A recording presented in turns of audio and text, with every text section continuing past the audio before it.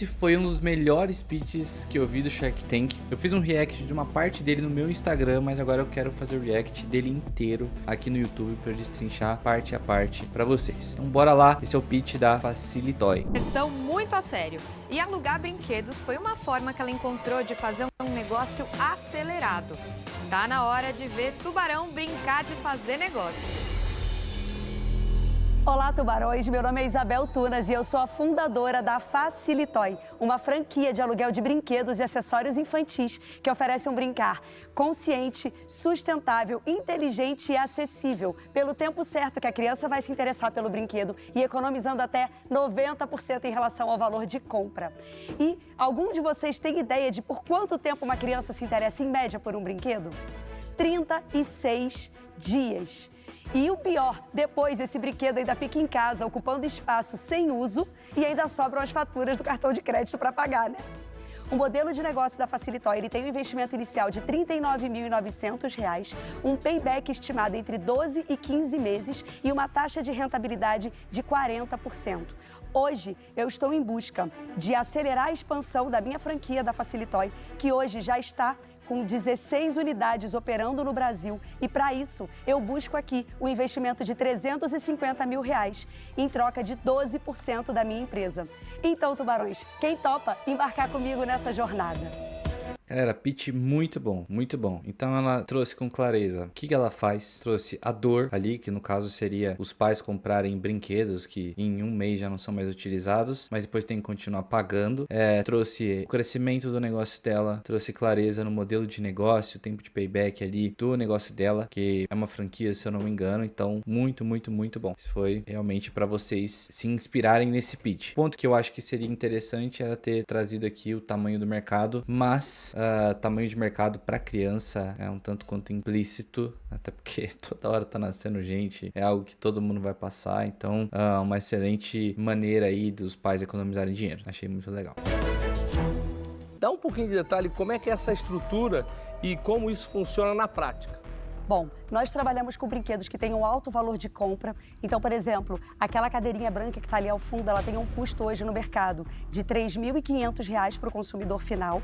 E esse é um dos exemplos de brinquedo que a gente tem que a pessoa chega a economizar mais de 90%. A gente consegue proporcionar a muitas Economizar 90% é um dado extremamente relevante. Muitas mulheres que não teriam condição financeira de comprar uma cadeirinha como essa, a possibilidade de oferecer ao filho dela pelo tempo certo que realmente ele vai usar o brinquedo. E aqui ela lida com a parte também do sonho dos pais, às vezes, de dar um brinquedo de qualidade, né? Então ele não pode pagar, às vezes, R$ 3.000, vai lá, aluga. Muito legal essa proposta de valor aí. E essas unidades que você já tem, você falou que são quantas mesmo? 16. 16 unidades. Aonde elas estão e como é que elas nasceram? Como é que elas aconteceram? Em 2020 eu inaugurei na cidade de Macaé e aí em 2021 eu decidi fazer o meu MVP em uma capital e aí eu inaugurei a Facilitoy no Rio de Janeiro. Eu acabei optando... Pessoal, MVP, em outras palavras, é uma primeira versão, uma versão teste, o mínimo possível para uma empresa rodar ali, em que ela não vai estar nem perto de ter tudo que ela poderia ter, mas só para ver se existe a viabilidade, se realmente o mercado vai encarar de uma maneira positiva, vai comprar e vai fazer rodar. É muito importante esse conceito para você que quer empreender no seguinte sentido. Às vezes você quer, por exemplo, criar uma super solução, um super aplicativo que dá para você pedir comida, dá para entregar, dá para você alugar carro, dá para você ser contratado, dá enfim, para você fazer tudo quanto é coisa. Eu entendo que muitas vezes existe uma pessoa que realmente vai ter todas essas dores aí que você quer ajudar essa pessoa. Só que o conceito de MVP é trazido da seguinte maneira: faça uma versão inicial da maior dor dessa pessoa para você resolver essa maior dor dela. Ou seja, para você dar uma solução mínima que vai resolver um ponto específico que ela precisa de uma maneira ágil e eficiente. E faça isso o mais rápido possível e com menos gasto de dinheiro possível. Vamos supor que você queira criar esse super aplicativo que eu falei para vocês. Provavelmente você vai gastar muito dinheiro com o desenvolvedor, provavelmente você vai gastar muito tempo, uns 3, 6 meses, 9 meses até para desenvolver, para depois lançar, para depois começar a faturar. Se você seguir a lógica de um MVP, o que você faria no caso, né? Você pega e fala assim, eu só quero lançar uma funcionalidade. Às vezes a funcionalidade você consegue criar no mesmo dia, às vezes demora 2 semanas semanas, vamos colocar um mês para criar. Em um mês, a funcionalidade mais importante já está no mercado e você já consegue testar. Você gastou menos dinheiro, menos tempo, e se der errado, ótimo, você não precisa desenvolver o resto. Ou você pode já modificar aquilo que deu errado, ao invés de gastar muito tempo, muito dinheiro para desenvolver tudo. Quando a empreendedora fala que ela fez um MVP, é porque ela fez uma primeira versão teste da hipótese dela. Será que as pessoas alugariam algum brinquedo de criança? E pelo visto, deu muito certo. E mais, provavelmente nessa versão do MVP, ela não trouxe todos os brinquedos que ela queria, não trouxe toda a experiência. Trouxe alguns brinquedos só para testar essa hipótese e pelo visto, deu muito certo. Por franquear essas 2 unidades, então hoje eu tenho uma franqueada no Rio, uma franqueada na minha cidade, e eu abri a nossa sede na cidade de São Paulo, em agosto do ano passado. E aí no final de 2021 eu finalizei a estruturação do meu negócio e em março de 2022 eu inaugurei a primeira franquia da Facilitoy. Ao longo do ano de 22 eu inaugurei 6 unidades. Poxa. E aí, esse ano, a gente começou realmente, depois de validar os processos e entender qual seria a melhor metodologia para a gente treinar, a gente começou o processo de aceleração. E aí, desde então, foram 9 franquias de janeiro a abril desse ano. Ela trouxe dados muito consistentes, pessoal. Fica uma dica para vocês quando forem apresentar. Tenham os dados da sua empresa na ponta da língua. Quais são esses dados mais relevantes? Taxa de crescimento, faturamento, custos que você tem, número de clientes, enfim, varia modelo de negócio para modelo de negócio, mas aqui ela conseguiu demonstrar de uma maneira perfeita qual que é o histórico, a taxa de desenvolvimento do negócio, que realmente está crescendo de maneira acelerada. Então, excepcional essa colocação.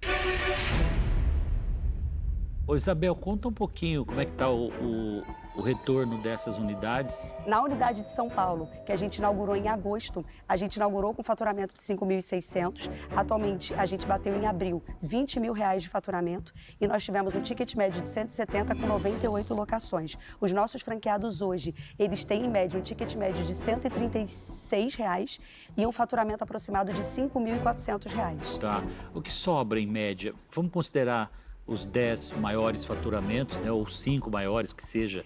Hoje elas ainda estão no primeiro ano. Eu já tenho franqueada que já cobriu o payback, né? E elas têm uma lucratividade já descontando o dinheiro que a gente estimula elas a reinvestir no negócio de aproximadamente R$2.200 a R$3.000. Agora, conta um... Olha só que interessante essa parte, pessoal. Ela trouxe todos os dados mais importantes do modelo de negócio dela. Ticket médio, faturamento médio de franqueados, o tempo que essa pessoa demorou para atingir o break-even, ou seja, para sair do negativo e começar a pagar as contas efetivamente até sobrar um pouquinho. Quando você traz isso no pitch, você ganha muita, mas muita credibilidade. E ela trazendo isso ainda pro Semenzato, que é o cara das franquias, perfeito. Ela estava muito bem preparada para esse pitch aqui. Um pouquinho sobre a franqueadora pra gente. Como você fala aqui em 350 mil, 12%, qual é a base para isso? Ao longo de 2021, eu tinha uma média de 0,5 franquias entrando por mês. A gente, nos 4 primeiros meses de 2023, a gente teve uma média de 2,25 franquias entrando mês. E aí, qual foi a projeção que eu fiz? Eu não considerei nenhuma das ações, eu não considerei a presença aqui, né, a participação de feiras, de eventos, as matérias que a gente tem tido a oportunidade de participar falando sobre o nosso modelo de negócio. E eu fiz uma expectativa conservadora, onde eu fiz um cálculo, continuando recebendo 2,25 franquias por mês durante 5 anos. E aí, dentro disso, a gente chegou a um valor de faturamento ao final de 5 anos de R$2 milhões. Em cima disso, a gente fez uma estimativa para valuation e considerando que eu tenho um enorme interesse não somente na parte financeira, mas principalmente no smart money de vocês, eu tenho muito interesse no que vocês poderiam estar agregando para o meu negócio, eu preferi fazer uma oferta um pouco mais conservadora. Smart Money apareceu aqui na tela, pessoal, mas em outras palavras é aquilo que a pessoa pode contribuir com o negócio além do dinheiro. Então, por exemplo, Semenzato tem uma experiência gigantesca em franquias. Com certeza, ele pode passar, fazer uma mentoria com ela, dar dicas, abrir networking, mostrar os processos certos que ela tem que fazer para acelerar toda a jornada dela. Isso não tem um valor financeiro efetivamente, então lógico, ele teria que aportar, mas além disso, vai dar o Smart Money, mas geralmente isso traz mais retorno do que o próprio investimento financeiro. Então você imagina você ser mentorado por um cara que é especialista em franquias como o Semenzato. Qual que é o valor disso? Qual que é o retorno que você pode ter? Então é por isso que a Isabel falou isso aí. São 200 unidades para dar 2 milhões aqui? São 179. Arredondando 200 unidades. Sim. 200 só? Não, eu não tô Eu acho que sonhando dá pra pequeno, eu fazer sonho muito mais. alto. Mas se eu dissesse pra vocês que a minha meta é de 50 para esse ano, vocês iam dizer que eu não tinha base para crescer isso. Então Não, eu eu tenho preferi... uma marca que já cresceu 450 por ano. Então é possível, dá para fazer mais. O Brasil tem muito espaço. O problema aqui é o percentual, tá? Eu acho que você tem um negócio que é palpável, só que eu preciso de 40% para ser seu sócio. 12% não dá. Vocês aceitariam 40%? Isabel, você é incrível. Mas ainda assim eu acho que minha contribuição é mínima perto de uma proposta do Semenzato. E como eu não fui convidada, eu prefiro estar fora, tá? Então, Ih, por esse motivo, Semenzato, eu ela tô queria um fora. convite, Semenzato. Eu tô fora, mas vou deixa. acompanhar você, que eu acho que a gente vai se encontrar por aí. Amém. Isabel, é muito curioso, né, quando abre essa porta, a gente não faz ideia do que vai acontecer e a gente tem um primeiro impacto, a gente fica animado e depois isso muda. Não é o seu caso. Você me surpreendeu positivamente hoje. Obrigada. Ainda bem. Mas, Vamos fechar? o Semenzato, você tá com pressa? Ou eu posso falar? Tá correndo ele, você pede pra ela respirar e você não tá respirando. Porque, primeiro de tudo, né, eu gosto de muita coisa. Primeiro de micro franquia, investimento com payback rápido, mães que têm a oportunidade de estar perto da família e poder ter um investimento, é o que eu prego, é o meu dia a dia, falar sobre educação financeira. Então, assim, quero entrar para esse negócio, mas para somar em vários outros faturamentos. Então, a minha proposta é, calma, respira. É os mesmos 350 mil, porque eu acho que é o que você precisa hoje para acelerar esse negócio, mas a gente precisa montar mais alguns negócios dentro do teu negócio para faturar. E para isso, pela minha dedicação, eu estou na mesma página aqui do Semenzato, que eu preciso de 40% desse negócio, para envelopar isso num contexto maior com essas mulheres e com essas mães. Entre Carol e Semenzato, quem que vocês escolheriam se vocês tivessem um negócio de franquia? Eu gosto muito do negócio de locação. Inclusive, eu estou já há um tempinho trabalhando isso, a pandemia me fez eu parar um pouco. Então, eu pensei bastante, eu acho que seria bem conflitante aquilo que eu tenho como um projeto dentro da Polishop com aquilo que você tem. Por esse motivo, eu estou fora. Isabel, quero falar que eu adorei você. Com dor no coração, porque adoraria entrar nesse negócio, mas eu acho que para você não é o melhor, então por esse motivo eu tô fora. Mas muito sucesso para você. Muito obrigada. Bom, Pro Zimmermann não ter falado de valuation aqui é porque ela defendeu bem. arredondar e fazer com que você possa pensar. Você tem duas ofertas, uma do Semenzato, com 40% pelo valor pedido por você, e a Carol, da mesma forma, do valor de 350, também por 40%.